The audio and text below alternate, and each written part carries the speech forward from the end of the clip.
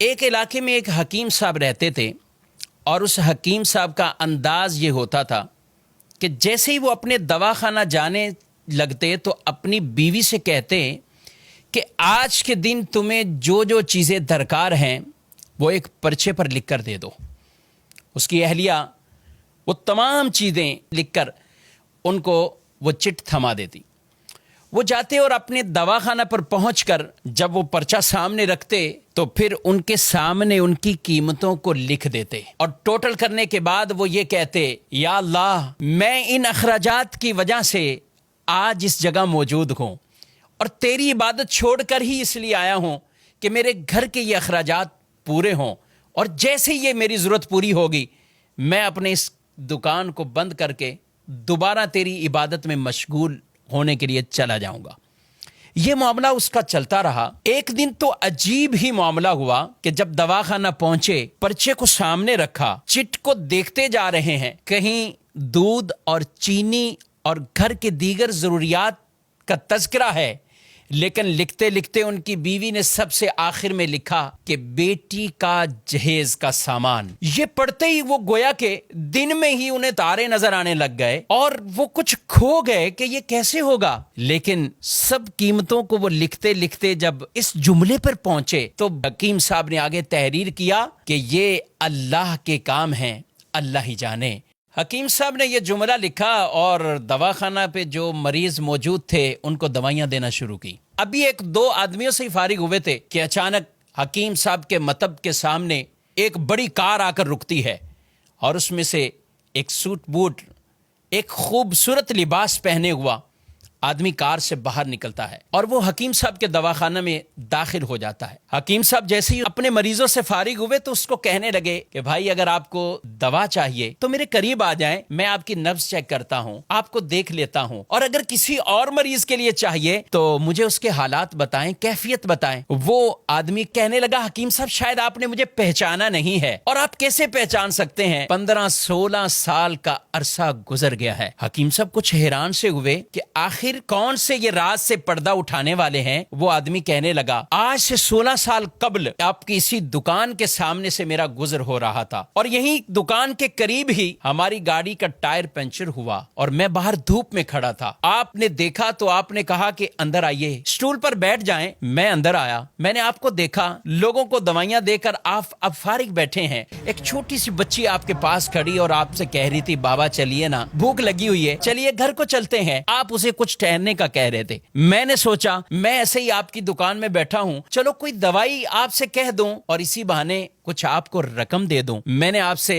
کہا کہ حکیم صاحب ہماری شادی کو 6 سال ہو چکے ہیں، ہم 6 سال کے اندر ابھی تک اولاد کی نعمت سے محروم ہیں، بہت سی ادویات کا ہم نے استعمال کیا ہے، لیکن اب کچھ مایوسی سی ہو رہی ہے۔ آپ میری طرف متوجہ ہوئے اور آپ نے کہا، بھائی اللہ کی رحمت سے نا امید نہیں ہونا چاہیے، اور دیکھو یہ دوائیاں جو کچھ بھی ہے جب اللہ چاہتا ہے تو ہی شفا ملتی ہے، جب اللہ کا حکم ہوتا ہے تو ہی ان دوائیوں کے اندر وہ اثر آتا ہے۔ آپ یہ باتیں بھی کرتے جا رہے تھے اور کچھ دوائیوں کی پڑیاں بھی آپ باندھتے جا رہے تھے۔ آپ کی گفتگو ختم ہوئی تو آپ نے مجھے 2 طرح کی دوائیاں میرے کھانے کے لیے، گھر والوں کے لیے دوائی دی، اور یہ دیتے ہوئے دعا بھی دی کہ اللہ نے چاہا تو اس میں اثر ہوگا اور آپ کو اللہ اولاد کی نعمت سے نوازے گا۔ میں نے کچھ پیسے نکالے، آپ سے پیسے پوچھے اور آپ کی طرف بڑھانے لگا تو آپ نے ایک جملہ کہا کہ نہ پیسے نہیں، آج کا کھاتا کلیئر ہو چکا ہے، آج کھاتا بند ہو چکا ہے۔ میں کچھ سمجھا نہیں۔ قریب ہی بیٹھے ایک آدمی نے کہا، حکیم صاحب کی مراد یہ ہے کہ حکیم صاحب جب گھر سے آتے ہیں تو آتے ہی سامنے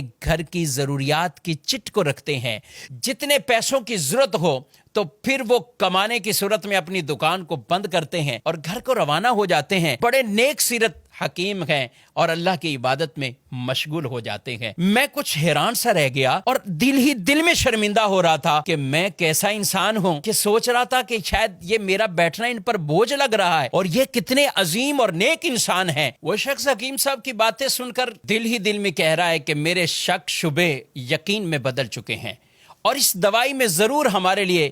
کوئی اثر ہوگا اور اللہ پاک اپنی رحمت سے ہمیں اولاد بھی دے گا۔ گھر جاتے ہی اپنی اہلیہ سے، بیوی سے وہ آدمی پوری کہانی کو بیان کرتا ہے۔ اس کی بیوی نے اسے کہا کہ ضرور وہ اللہ کا کوئی نیک بندہ ہے، وہ نیک انسان ہے، اس کی دی ہوئی اس دوائی کے اندر ضرور ہمارے لیے اثر ہوگا، کیوں نہ ہو یقینی کیفیت کے ساتھ ہم اسے استعمال کریں۔ کہاں ہم استعمال کرتے رہے۔ الحمدللہ اس وقت میں 3 بچوں کا والد ہوں، اور یہ ہمارے لیے انتہائی خوشی کے لمحات ہیں۔ ہم آپ کو بہت دعاؤں میں یاد رکھتے ہیں، اور جب بھی پاکستان آتا ہوں کوشش ہوتی کہ آپ سے ملاقات ہو جائے۔ آپ کے دواخانہ پہ جب بھی آیا ہوں پتہ یہی چلا ہے کہ آپ گھر کو جا چکے ہیں، اور کل ہی کسی نے بتایا حکیم صاحب کو ملنا ہے تو صبح 9 بجے آ جائیے۔ حکیم صاحب آج میں اسی وجہ سے 9 بجے ہی آ گیا ہوں، اور معاملہ یہ ہے کہ میں اور میری پوری فیملی ہم سارے انگلینڈ میں شفٹ ہو چکے ہیں۔ میری ایک بہن اور ان کی ایک بیٹی جو کہ یہیں پاکستان میں رہتے ہیں، اور میں اپنی بھانجی کی شادی کے سلسلے میں پاکستان آیا ہوا تھا، اور اسی بھانجی کے تمام تر شادی کے اخراجات میں نے اپنے ذمہ راضی خوشی لیے تھے، اور میں اسی کی خریداری میں مصروف تھا۔ معاملہ کچھ یوں ہوا ہے کہ میں اپنی بھانجی کے ساتھ لاہور میں، کبھی پاکستان کے دوسرے شہروں میں جا رہا تھا، سب جہیز کا سامان سب تیاری ہو چکی ہے، لیکن اسی دوران میری بھانجی کو بہت تیز بخار تھا، اور وہی بخار میری بھانجی کی موت کا سبب بنا ہے۔ میں اور میری بیوی جب آپس میں بیٹھے سامان خرید چکے ہیں، سب کچھ کر لیا ہے، اب اس سامان کا کیا کیا جائے، تو فوراً آپ کی طرف ہمارا خیال گیا کہ جب 16 سال پہلے ہم آپ کے مطب میں آئے تھے تو ایک چھوٹی سی بچی وہ آپ کے پاس کھڑی کہہ رہی تھی بابا جان گھر چلو مجھے بھوک لگی ہے۔ تو میری بیوی نے مجھ سے کہا کیوں نہ ہو کہ ہم حکیم صاحب کا شکریہ اس انداز سے ادا کر دیں کہ یہ سارا بھانجی کا جو جہیز کا سامان ہے یہ حکیم صاحب کہ گھر پہ پہنچا دیں۔ اور وہ ساتھ کہنے لگے کہ آپ نے مجھے اس بات سے منع نہیں کرنا ہے، رد نہیں کرنا، ہم بڑی امیدوں سے آپ کے پاس آئے ہیں، یہ سامان آپ کی بیٹی کے لیے ہم بطور گفٹ لے کر آئے ہیں۔ بس وہ کیا باتیں بتا رہے تھے کہ حکیم صاحب کی آنکھوں سے آنسو جاری ہو گئے، وہ روتے ہوئے، اور انہوں نے وہ چٹ نکالی، اور وہ چٹ اور وہ پرچہ اس آدمی کے سامنے رکھا اور کہا بھائی محمد علی یہ دیکھو آج کے ہی دن میری بیوی نے گھر کے سودا سلف اور سامان کے ساتھ آخر میں بیٹی کے جہیز کا سامان بھی لکھا، اور میں نے دیکھو آگے کیا لکھا ہے، یہ اللہ کا کام ہے، اللہ جانے، اللہ بہتر سبب بنانے والا ہے۔ میں نے آگے یہ جملہ لکھ کر یہ معاملہ یہی کلوز کر دیا تھا، مگر میرے رب کی رحمت اور شان کریمی آپ دیکھیے کہ میں یہاں سے اٹھا نہیں ہوں، میرے رب نے اس چیز کا اہتمام کر دیا ہے۔ حکیم صاحب کہنے لگے محمد علی صاحب آپ کی بھانجی کا صدمہ وہ ضرور ہے، مگر میں تو رب کی شان اور رب کی قدرت پر حیران ہوں کہ آج میں گھر واپس خالی ہاتھ نہیں پلٹا۔ یہی کہتے ہیں کہ جس کا اللہ پر بھروسہ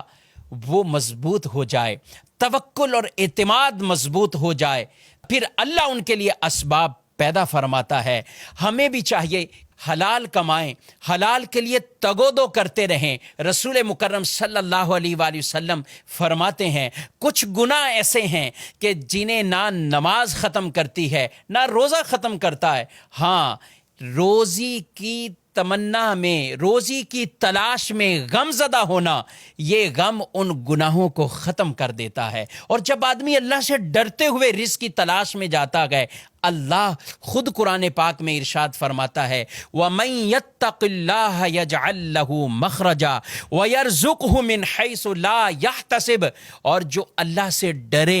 اللہ اس کے لیے راستے پیدا فرماتا ہے اور اسے وہاں سے رزق دیتا ہے جہاں سے اسے گمان بھی نہیں ہوتا۔ اللہ رب العالمین ہم سب کو ایسا توکل، ایسا بھروسہ اختیار کرنے کی توفیق عطا فرمائے۔